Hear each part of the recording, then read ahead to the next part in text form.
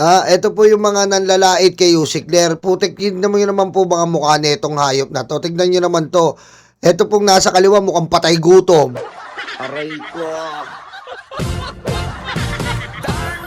Ayan ayan po ang mga nanlalait kay Yusik Ler. Tignan nyo naman po yung tsura. Ito, parang patay gutom po.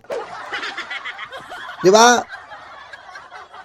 Parang lagi pong kailangan sa handaan. 'Di ba? Ito yung ulo niya po parang kailangan laging handa po sa mga New Year. Aray ko.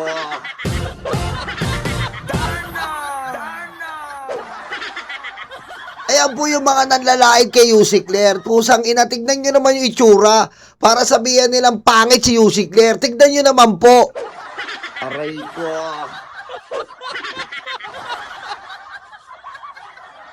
Aray ko.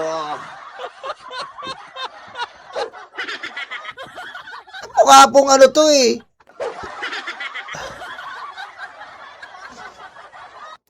Mukha po to ng, ito yung mukha ni Bugris na nangihingi ng Gcash sa mga subscriber.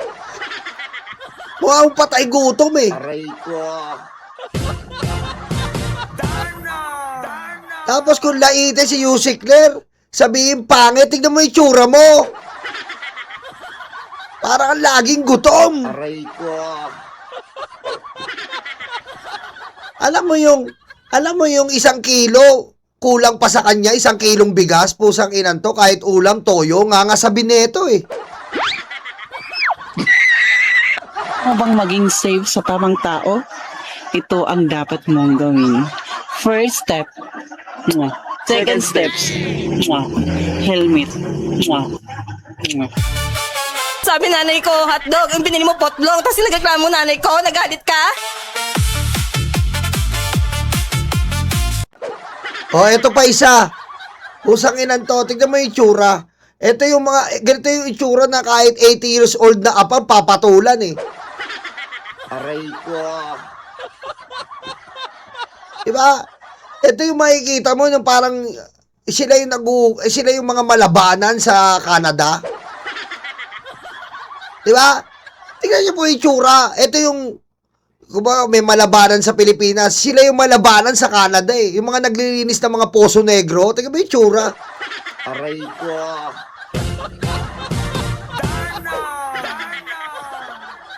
Diba? Yan po yung mga lumahid kay Yusik Ler. Napangit daw si Yusik Ler. Tignan mo naman po mga itsura. Pusang ina mga mukhang, ewan ko, mga mukhang nanggigipalpal eh. Aray ko. Tama. Tama si Jason Rivera. Tama, eto yung nawawalang kapatid dun sa lumalabas sa Inidoro. Si Unding.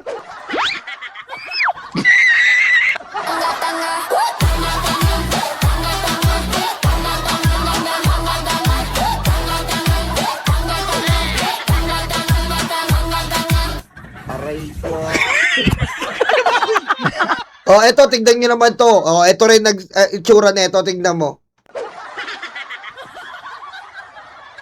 Diba? Ito yung itsurang ganito, yung mga 50 to 60 years old ka na, gusto mo pa rin mag-porn star. Aray ko. Diba? Ito yung itsura nito eh. Yung 50 years old ka na, gusto mo pa mag-porn star. King ina. Aray ko. Diba? Tapos pinapangako mo sa direktor, kahit 18 edits, kakainin mo. Aray ko. Para lang magkapera ka. Mga itsura eh. Tignan nyo naman po. Tignan mo naman ang mga nanlait na to, labang kay Yusik Ler. Tignan mo, tignan nyo yung itsura nyo, kikinan nyo, mukha kayong patay gutom. Aray ko. Ha? Mga mukha kayong patay gutom. Ayan, solo picture. Solo. Ayan, putik, mga patay gutom eh,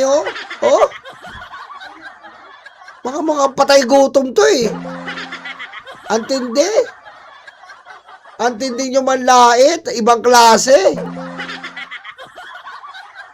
Putak.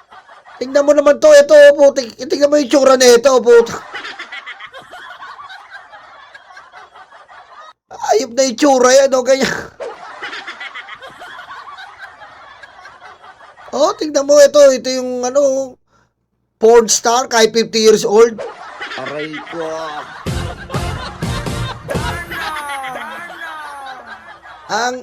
Ayan na lang ang gagawin nyo. Wala na kayong magawa. Hindi nyo kaya, Hindi nyo kasi si Yusik Claire, pakinggan paano natin dito, ito po yung ito po yung mga kababayan yung yung video nila, ito po yung ibang matitino,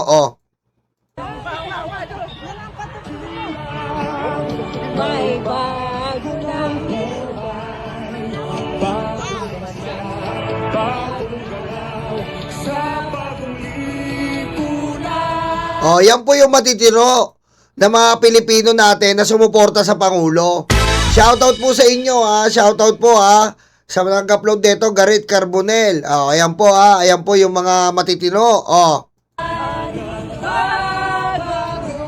Kasi nga po, mga KOJC ni Kibuloy, kaya pala ganun itsura ng mga to, mga KOJC ni Kibuloy.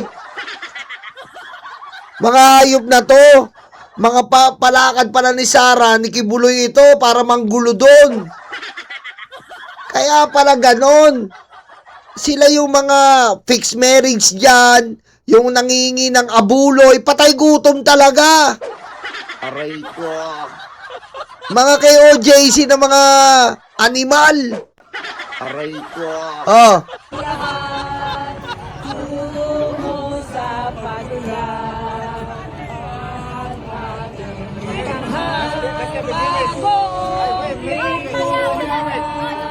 Yan yung mga kababayan natin na sumusuporta. Ito po yung yung ibang kababayan natin, si Donald Sambling. Nag-rally dito. Ayan Dito kami sa Canada, Vancouver. Naririnig nyo, may nagmumura na.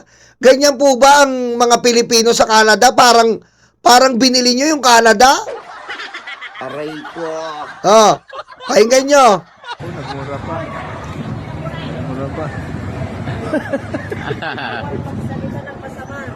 Be educated. Be prim and proper. You come here in Canada professional. Kita mo, pumunta kayo sa Canada, umayos kayo, hindi nyo bansayan, putang ina nyo. Aray ko. Biro mo, ginagawa nyo yan. Malalagot ka ngayon. Huwag kayong lumapit-lapit sa DFA, tsaka sa immigration. Ewan lang natin. Mayayabang to mga KOJC na to, napapangit na to ng mga patay gutom. Aray ko.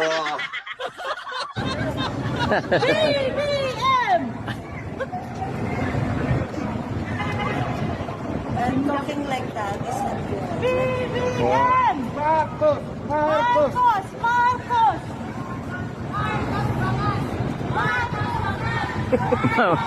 May rally dito. Kabayan sa Canada.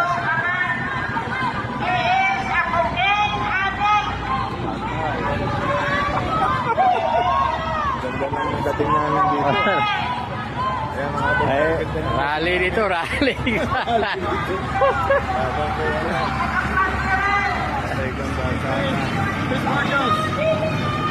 Kita nyo po, etong mga nandito po, ng mga loyalista, maayos po. May utak, may pinag-aralan.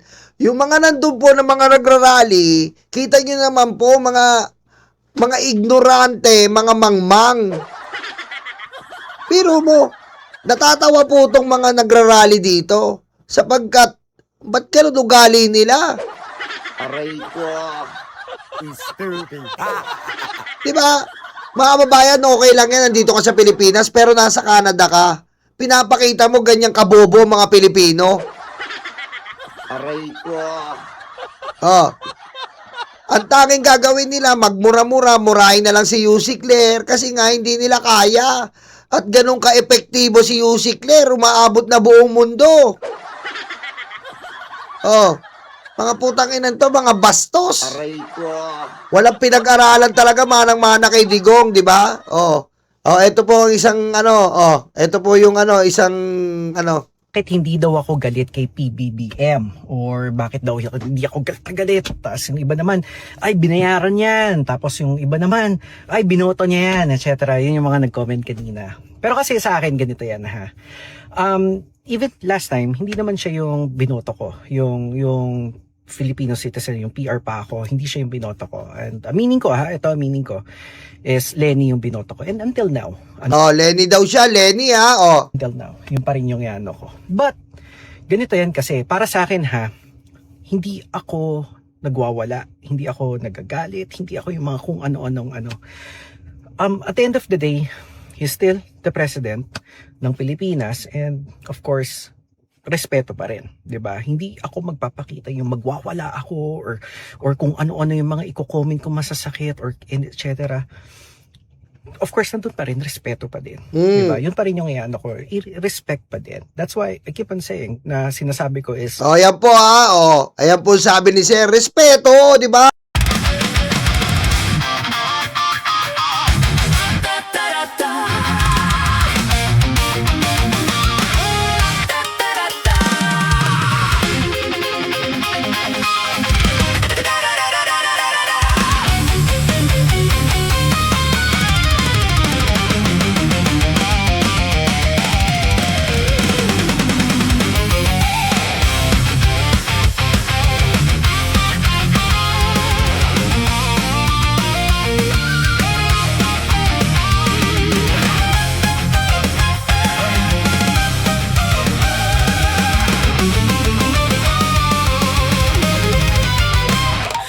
Madilim daw ang paligid, putukan daw